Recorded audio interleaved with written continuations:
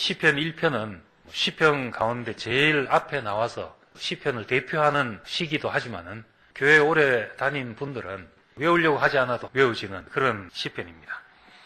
복 있는 사람은 악인의 길을 쫓지 아니하고 죄인의 길에 서지 아니하고 오만한 자의 자리에 앉지 않고 여호와의 율법을 즐거워하며 그 율법을 주야로 묵상한다. 시냇가에 심은 나무가 시절을 쫓아 과실을 맺은 같이 그 잎사귀가 마르지 않고 그 행사가 다 형통하다. 우리가 정말 즐거워할 말씀이잖아요. 또 아멘 하고 싶은 말씀이고. 그런데 이 말씀에 아멘을 못하는 사람이 한 사람이 있다는 겁니다. 욥이라는 사람인데 시편은 공교롭게도 욥기 다음에 나옵니다. 시편 바로 앞에 나오는 욥은 어떤 사람인가? 욥은 아마 이 시편 1편을 읽으면 이렇게 말할 겁니다. 나야말로 여호와의 율법을 즐거워하고 주야로 율법을 묵상한 사람이다. 잔치를 벌이고도 다음날 혹시 마음이 허망해질까 봐 아들들을 다 여호와 앞에 세워서 제사를 드리게 하고 이랬던 사람이다. 하나님의 법을 떠난 적이 없는 사람이다. 그런데 내가 한 모든 것은 나에게 고난을 초래했다. 모든 것을 잃고 내 몸이 죽기 전까지 가게 됐다는 겁니다. 그래서 시편 1편을 읽으면 사실은 욥의 세 친구들의 이야기와 같은 내용입니다. 욥의 친구들이 와서 네가 그래도 뭔가 돌아봐라. 잘못한 것이 있으니까 그러지. 하나님이 공연하게 너에게 그렇게 하시겠냐. 이런 것이 욥의 친구들의 이야기였습니다.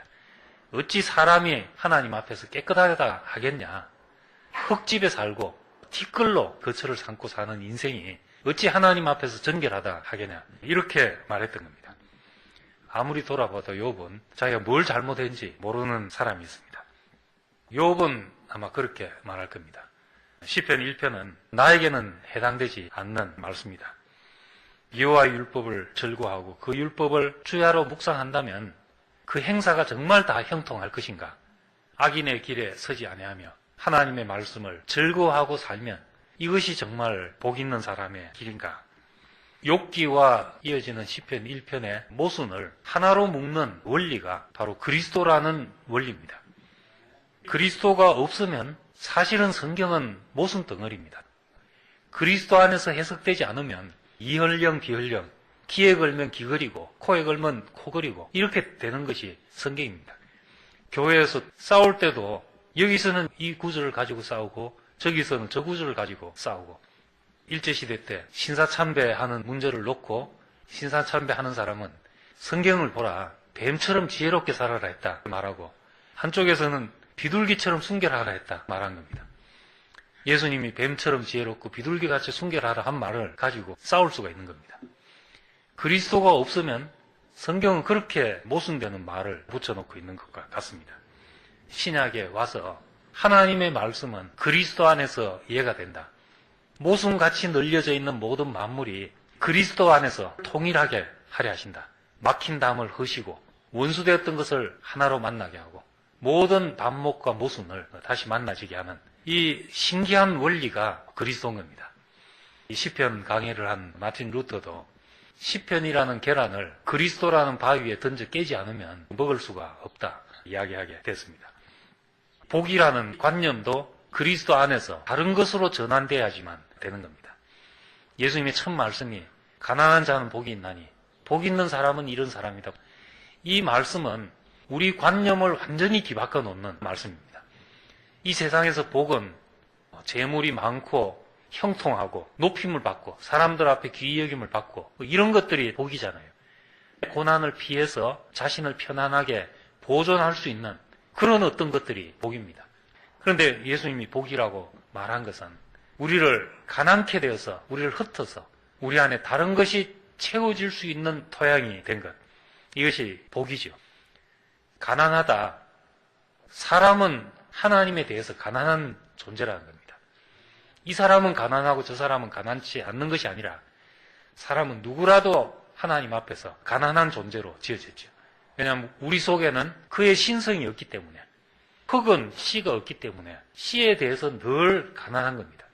씨만 떨어지면 그 생명 속으로 빨려 들어가서 그 생명을 자라게 하는 토양이 되듯이 인생은 원래 가난한 존재죠. 예수님의 팔자를 만약에 동양 사람들이 봤다면 기가 막힌 팔자잖아요. 손금 보고 사주팔자 보고 하는데 예수를 봤다면 그보다 기가 막힌 팔자가 어디 있겠어요. 그런데 이 팔자 사나운 사람이 다른 눈으로 보면 이 사람이 복의 근원이고 물가에 심기운 나무 같은 그런 사람이라는 것이죠. 여호와의 율법을 즐거워하며 그 율법을 주야로 묵상한 자다. 왜 이것이 복인가 하면 하나님의 말씀은 하나님의 입장에서 하시는 말씀입니다. 내 말은 아무리 객관적으로 하려고 해도 내 입장에서 나오는 거죠.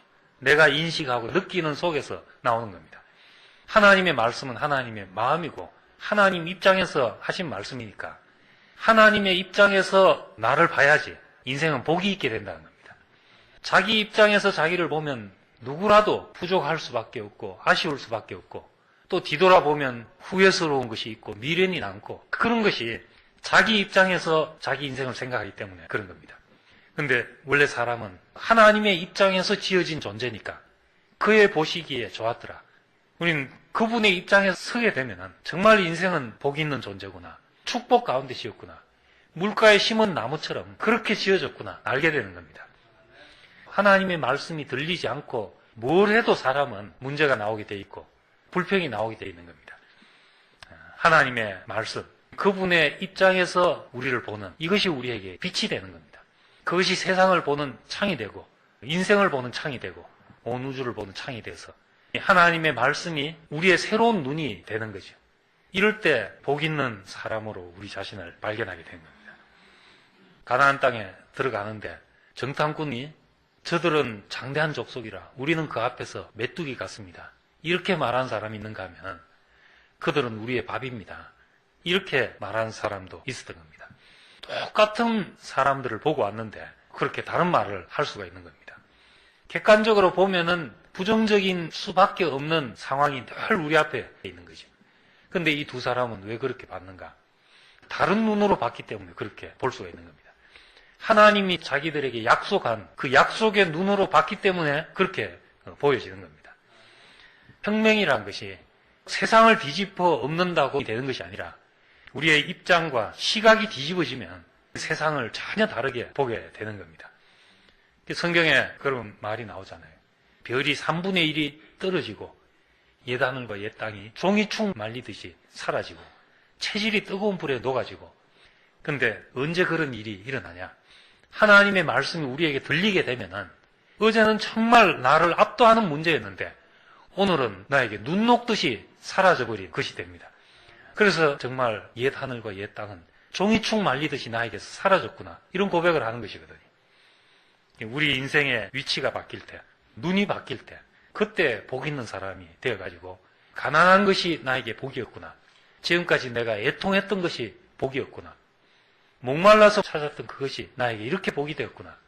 이렇게 고백하는 사람이 되는 겁니다. 하나님의 말씀을 듣고 주야로 묵상하는 것이 시냇가에 심은 나무처럼 복이 있는 이유는 끝없이 우리의 눈을 씻겨가지고 우리로 하여금 세상을 보는 다른 눈을 열기 때문인 겁니다. 하나님이 있다는 것, 너는 이런 데 쓸 자다 말해주는 사람이 있는 것이 참으로 복입니다.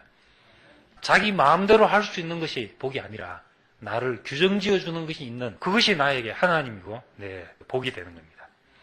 그분의 시야와 목적과 의도가 내 인생을 끝없이 흘러내려가지고 오직 당신의 용도대로 당신의 계획대로 내 인생이 그렇게 열려지기를 원하는 마음으로 살 때 어떤 것이라도 나에게 복이 되지 않을 것이 없게 됩니다.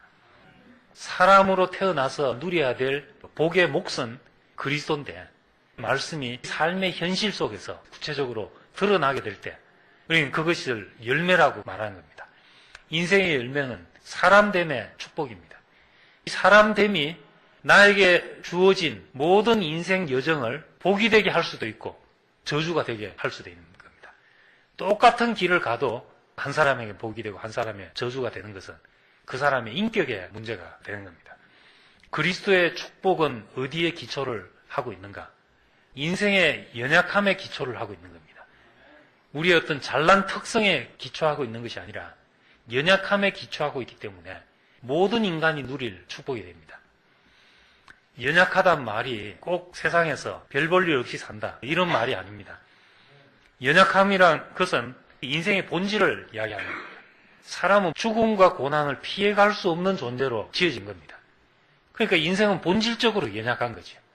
죽음과 고난의 장을 받을 수밖에 없도록 지어놨는데 이 연약함의 뿌리를 두고 있기 때문에 사람에게는 하나님의 긍휼이 흐르는 거죠. 그래서 인생에게 은혜가 주어지고 이 은혜가 우리에게 축복이 되는 겁니다. 약한 자식한테 더 사랑을 쏟게 된다는 것처럼 하나님 자신도 우리를 연약하게 지어서 그 연약한 그릇을 통해서 당신의 은혜의 풍성을 드러나게 하신다는 겁니다. 사람에게 은혜가 흐르지 않을 수 없도록 자신도 그렇게 되어질 수밖에 없도록 그렇게 사람을 지어놓은 겁니다. 여기서 우리가 싫어했던 그 속에 우리의 복이 있구나 하는 것을 알게 되죠. 야곱을 환도뼈를 꺾으셨다. 근데 왜 환도뼈를 꺾었는지 잘 몰랐죠. 밤새 잠도 안 자고 싸웠으니까 몰골이 어땠겠습니까? 먼지구덩이에서 세수나 제대로 했겠어요. 그러다가 다리는 쩔뚝거리죠. 눈은 퀭하죠. 이런 모습으로 형 앞에 나타나니까 형의 마음에 이상하게 긍휼이 흘러나오게 된 겁니다. 그 앞에 보면은 형이 400명의 군사를 이끌고 야고보에게 찾아온다 이런 소리를 들었던 겁니다. 야고보는 놀래가지고 형에게 줄 선물이라고 가축들을 앞세워가서 보내고 그 다음 자기 가축들을 그 뒤에 보내고 그 뒤에 자기 가족들을 보내고 그러고도 자기는 강 건너편에 남아있었다고 했습니다. 웬만하면 자식을 보호하죠. 그런데 죽을 때가 되면 사람이 달라진다 그러잖아요. 그렇게 배열한 걸로 봐서 야곱은 정말 다급한 상황이었던 것을 알 수 있습니다. 어떻게 400명의 군대를 이길 수가 있겠냐는 거죠. 혼자서 강저편에 남았는데 하나님이 이 가련한 야곱을 보고 싸움을 걸어오신 거죠. 안 죽으려고 발부둥치는 야곱의 한도뼈를 꺾어서 에서 앞에 내보냈는데 에서의 마음이 싹 바꿔지더라는 겁니다. 이게 얼마나 하나님의 지혜냐는 거죠. 처음부터 이렇게 형의 마음이 녹는다는 것을 알았다면 하나님의 마음이 바뀌어서 저주라도 긍휼로 바뀌어서 축복으로 흐른다는 것을 알았더라면 바단 아람에서 20년을 흡의할 필요가 없었고 날이 셀 때까지 싸울 필요가 없는 사람으로 살았을 겁니다. 연약함은 모든 인생에게 베풀어진 보편적인 은혜입니다. 누구라도 누릴 수 있는 은혜죠. 그런데 문제는 연약한 그릇 속에 하나님이 부어주시는 이 복이 우리 눈에 복으로 보이지 않기 때문에 문제입니다. 이 시편을 보고 이스라엘 역사를 되돌아보니까 이 백성은 약한 백성이었기 때문에 고난을 받았는데 그것이 결국 하나님 체험으로 이어지도록 그렇게 백성을 이끌어 가셨던 겁니다. 하나님이 축복을 부어줬다. 이것은 인간의 입장에서 보면은 고난을 받은 것과 같은 겁니다. 하나님이 모든 것을 구별하기 위해서 거룩해 하는 관료 속에는 4가지 향품을 집어넣잖아요. 계피와 모략과 유향과 육개와 이것이 고난과 죽음을 상징하는 향품들입니다. 정말 복 있는 사람은 어떤 사람인가? 죽음의 냄새가 물씬 나는 사람, 고난의 냄새가 물씬 풍기는 이것이 우리를 정결케 하고 씻어내고 거룩케 하고 구별되게 만드는 것입니다. 시편 1편을 묵상하면서 우린 이 복이 욥의 고난과 함께 어우러져서 전혀 다른 관념으로 다시 해석돼야 되기 때문에 다른 복이구나. 내게 오는 침해와 고난과 무시와 멸시 속에서 우리 인생이 누군가에게 복이 흘러가게 되는 사람, 하나님 나라의 복이 되는 사람이 됩니다. 인생이란 질그릇 속에 고난과 죽음의 향품을 우리 속에 담아서 그 향기가 물씬 나는 사람이 돼서 어디를 가든지 치료하는 사람이 되고 어디를 가든지 위로자가 되고 사람을 살리는 사람이 된 사람, 이 사람이 참으로 복 있는 사람이 됩니다. 이런 축복 안으로 우리를 이끄신 것을 감사드립니다. 기도드리겠습니다. 주의 은혜를 감사드립니다. 우리 소원이 아닌 하나님의 복 안으로 이끄셔서 우리는 그것을 원든지 원치 않든지 잠잠히 받을 수밖에 없는 그릇으로 지으신 것을 감사드립니다. 당신의 목적대로, 당신의 용도대로 나를 온전하게 쓰셔서 군더더기 없는 인생이 되게 하시고 내 모든 삶의 과정이 당신 앞에 다 열매로 거두어지기를 원합니다. 우리 인생에 하나도 버릴 것이 없는 축복의 잔이 되게 되기를 원합니다.